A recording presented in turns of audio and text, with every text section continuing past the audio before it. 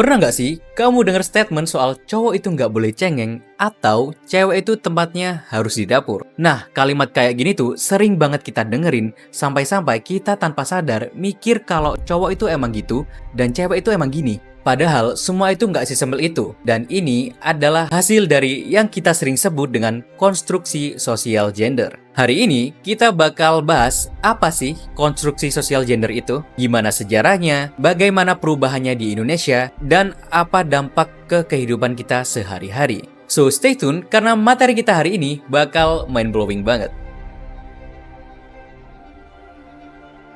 Pertama-tama, kita luruskan terlebih dahulu. Jenis kelamin atau itu berkaitan dengan aspek biologis, seperti kromosom, organ tubuh, dan hormon. Laki-laki secara biologis adalah laki-laki. Begitu juga perempuan secara biologis adalah perempuan. Namun, gender berbeda dengan itu. Gender berkaitan dengan peran sosial yang diberikan masyarakat kepada individu. Contohnya, perempuan harus dianggap pandai memasak dan bersikap lembut. Sementara laki-laki dianggap harus kuat dan tidak boleh menangis. Padahal, peran tersebut bukan suatu kodrat, melainkan hasil aturan sosial yang dibuat dan diwariskan dari generasi ke generasi. Contoh sederhana dapat kita lihat di iklan televisi atau di media sosial. Sering sekali perempuan ketika pada iklan itu ditampilkan ketika sedang memasak atau sedang mencuci pakaian. Sementara laki-laki sering sekali pada iklan itu ditampilkan ketika laki-laki itu sedang bekerja di kantor atau sedang membaca koran. Nah, gambaran yang terus-menerus seperti ini membuat masyarakat itu percaya bahwa peran tersebut adalah sesuatu yang wajar dan tidak bisa diubah. Dengan kata lain, konstruksi sosial gender adalah aturan dan peran yang ditetapkan masyarakat tentang bagaimana seorang laki-laki dan perempuan seharusnya bersikap. Artinya, gender tidak ditentukan oleh biologi, tetapi gender dibentuk oleh budaya, kebiasaan, dan nilai sosial. Konsep gender udah lama jadi bahan perdebatan. Contohnya, di tahun 1949, Simon de Beauvoir berkata, "One not born, but rather become a woman."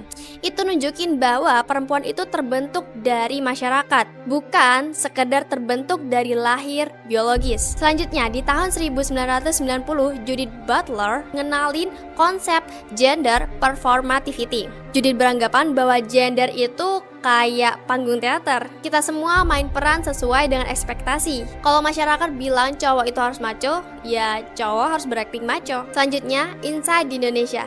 Di budaya Jawa ada pepatah, surga nunut, neraka katut. Itu menunjukkan bahwa posisi perempuan ada untuk mengikuti laki-laki. Sementara itu di Minangkabau, menariknya perempuan justru punya posisi yang penting karena sistem kekerabatan matrilineal. Jadi dari sejarah lokal pun kita bisa lihat konsep gender itu tidak tunggal, tergantung budaya yang bikin aturannya. Jadi sekarang kita tahu konstruksi gender itu aturan buatan masyarakat.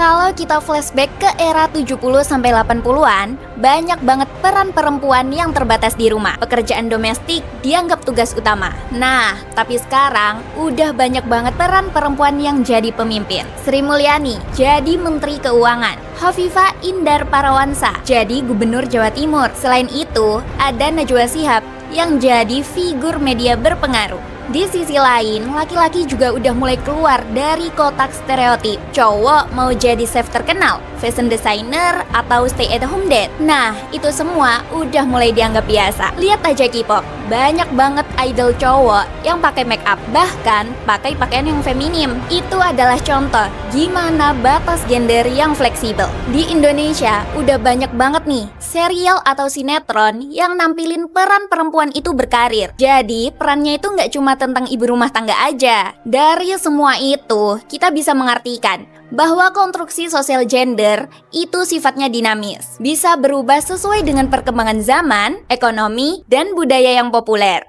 Konstruksi sosial gender tentu aja bawa dampak positif dan juga negatif. Nah, salah satu dampak positifnya adalah konstruksi sosial gender itu bisa ngebawa keteraturan sosial. Contohnya misal nih, di zaman dulu itu ada pembagian tugas antara laki-laki dan juga perempuan. Dulu laki-laki seringkali ditugaskan untuk bekerja fokus mencari nafkah dan perempuan seringkali ditugaskan untuk fokus di rumah. Entah itu mengurus keluarga, anak, dapur, dan lain-lain. Dan ini sebenarnya fair-fair aja kalau ada kesepakatan dari kedua belah pihak. Nah, tapi masalahnya, konstruksi ini bisa jadi dampak negatif kalau dijadikan sebuah tuntutan atau diskriminasi sosial. Contohnya, cewek itu seringkali dianggap nggak cocok di bidang sains ataupun teknologi. Padahal, di belahan dunia ini banyak banget calon-calon ilmuwan cewek yang hebat. Contoh lainnya, cowok itu seringkali dilabeli dengan kata harus kuat. Padahal, kesehatan mental mereka yang jadi taruhannya karena takut dianggap lemah. Sering ada juga yang namanya victim blaming. Misal, perempuan seringkali disalahkan saat menjadi korban pelecehan hanya karena cara berpakaiannya. Nah, kalau kita sadar kalau semua itu adalah konstruksi sosial atau pelabelan sosial dari masyarakat, harusnya kita bisa jauh lebih kritis. Harusnya gender itu menjadi ruang kebebasan dan bukan menjadi penjara. Karena semua orang, baik laki-laki maupun perempuan,